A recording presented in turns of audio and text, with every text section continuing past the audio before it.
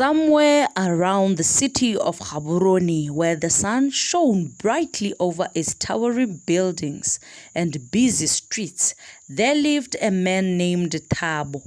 Thabo had always dreamt of wealth beyond measure. His vision for success was grand. He came from humble beginnings, but through restless determination and sharp business acumen, he built a fortune. Real estate, tech startups, luxury cars, private jets, he had it all. But like so many, he found himself constantly craving more, always chasing after the next big thing. One evening, as Thabo sipped on a glass of vintage wine in his penthouse overlooking the city, he received an unusual visitor. The doorbell rang, and when he opened it, he was faced with a man in a sharply tailored suit, his demeanor cold and calculated. "Mr. Moyo," the stranger said, his voice smooth and confident, "I believe we have an unfinished business." Thabo looked him over suspiciously. "I'm sorry, do I know you?" The man smiled, his teeth white. "You don't, but I know you very well. You see, I've been watching you for some time." Thabo raised an eyebrow. "Are you one of those fortune tellers or something? Or a salesman? I'm not interested in any gimmicks." The man chuckled softly. "No, nothing like that. I'm here to offer you something far more valuable than anything you could possibly imagine. Wealth that goes beyond your wildest dreams. In exchange for just one small thing. A deal, a very simple one." "You're talking nonsense," Thabo said, trying to dismiss him with a wave. "I've built this empire on my own. I don't need any handouts." The man stepped forward, his presence almost magnetic. "Ah, but what if I told you that you could have more than you've ever imagined, more than your empire could ever provide? What if I told you that you could rule over everything you desire, all with just a small price?"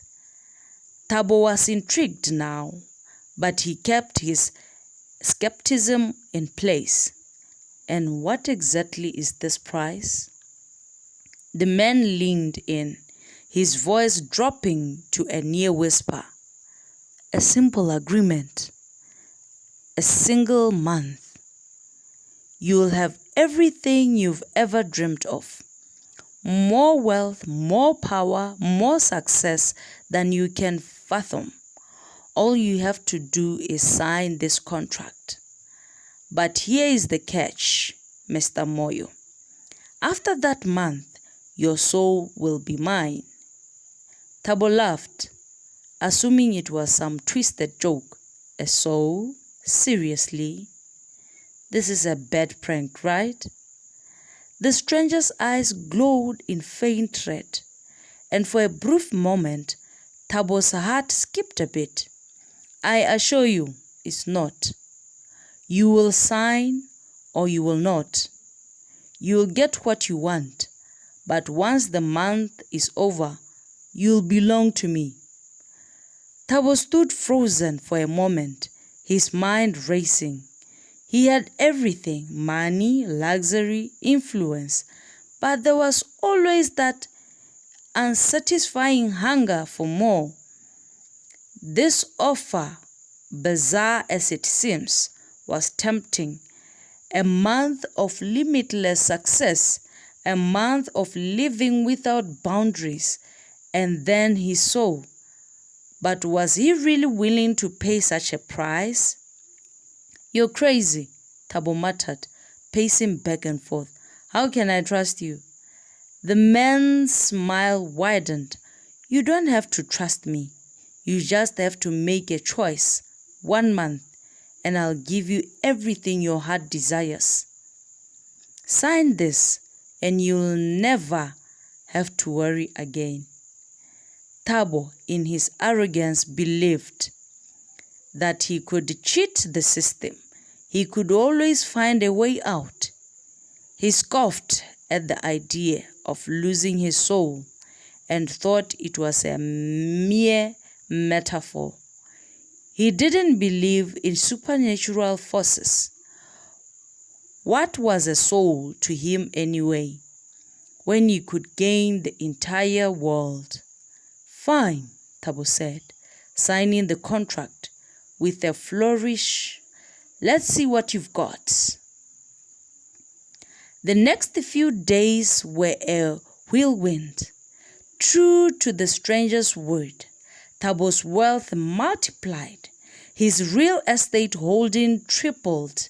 New ventures sprang to life, and he made deals with influential people across the globe. He bought new islands, expanded his business empire, and partied every night at extravagant venues. His name was on everyone's lips, and his every whim was catered to by those around him. But as the month progressed, Thabo began to notice small, unsettling changes. His reflection in the mirror looked slightly off. His eyes darker, his skin paler. People began to act strangely around him. Friends and colleagues who once adored him now kept their distance. Even the luxury surrounding him felt hollow, like it lacked a real substance. On the final night of the month, Thabo sat alone in his penthouse, sipping champagne. His phone buzzed, a message from the mysterious man. The text was simple: "Time is up. Come to the rooftop." The rooftop was quiet, save for the sound of the wind rustling through the city. Thabo stood there looking out over Gaborone. It was the last night of the month, and the world had been his to command. But something inside him felt empty. Suddenly, the man in the suite appeared behind him, his smile as cold and sharp as ever. "It's time," the man said, his voice echoing in the stillness of the night. Thabo turned around, his heart pounding in his chest. "I don't want to go through with this," he said, panic creeping into his voice. "I was a fool. Take everything away, but not my soul." The man's eyes glowed brighter, and he shook his head. "It's too late for that, Thabo. You made a choice." "I thought I could cheat you," Thabo said, his voice shaking. "I thought I could control it. But I was wrong. Please, there has to be another way." The man's gaze softened, but it wasn't with sympathy. "There is no any other way. You wanted everything, and now you've lost the one thing that mattered the most." Thabo fell to his knees, his mind racing, realizing too late the true cost of his greed. "But I had everything. What did I want? Why is this heart full of selfishness? Why did I make these choices? Oh, what have I done?"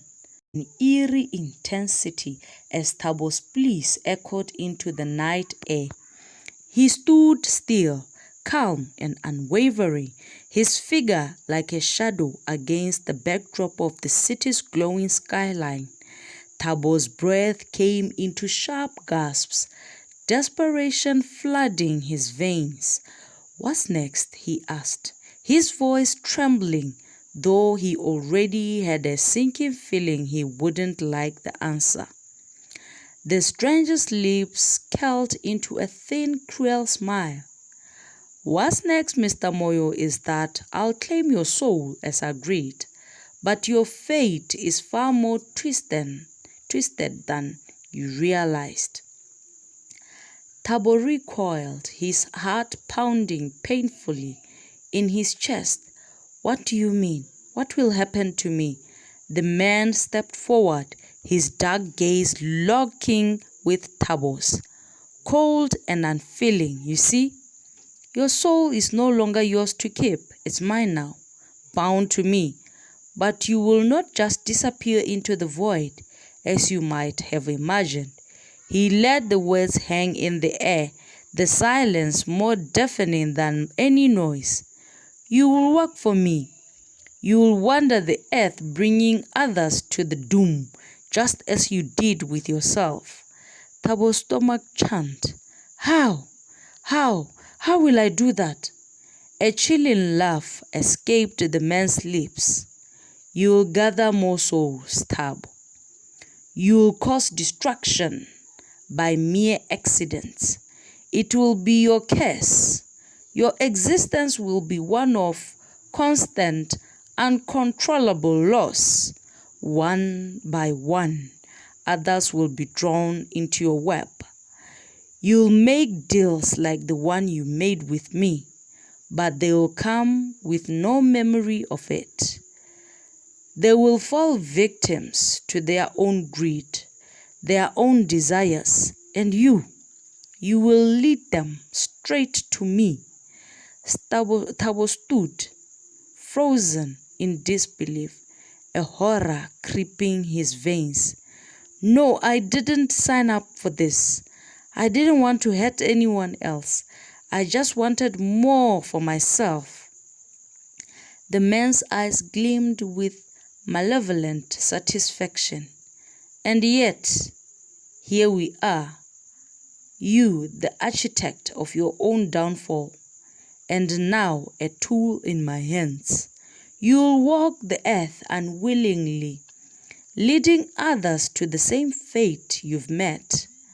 Their screams, their cries for mercy, they will be yours to hear, but you'll be powerless to stop it. Thabo's breath grew shallow, as though the air itself was closing in on him. He could feel his soul slipping from his body, no longer his own. Please, I never meant for this to happen. You wanted everything, Thabo, the man interrupted, his voice low and cruel. And now you'll be the catalyst for others' fall. You'll be the whisper in their ears, the chance encounter that seems like luck, but it will only lead them to the same dark place you find yourself in now. The man stepped back, his figure fading like smoke in the night air, his parting words hanging in the wind. Goodbye, Mr. Thabo Moyo. Enjoy the eternity of regret you've earned because of your selfishness.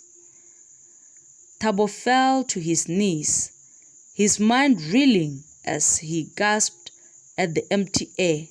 His heart had never felt so heavy, so cold. In his mind, he thought, I think I was tricked, but was I? Or is it the choices I've made because of my selfishness? But I had everything. Why did I make such a silly decision? Or was I tricked somehow? The weight of his greed crushed him, and he realized with bone-chilling clarity that he had become a part of something far worse than he could have ever imagined. The rich, endless life he once dreamed of had now become an unending nightmare, a never-ending cycle of souls drawn in by his own influence.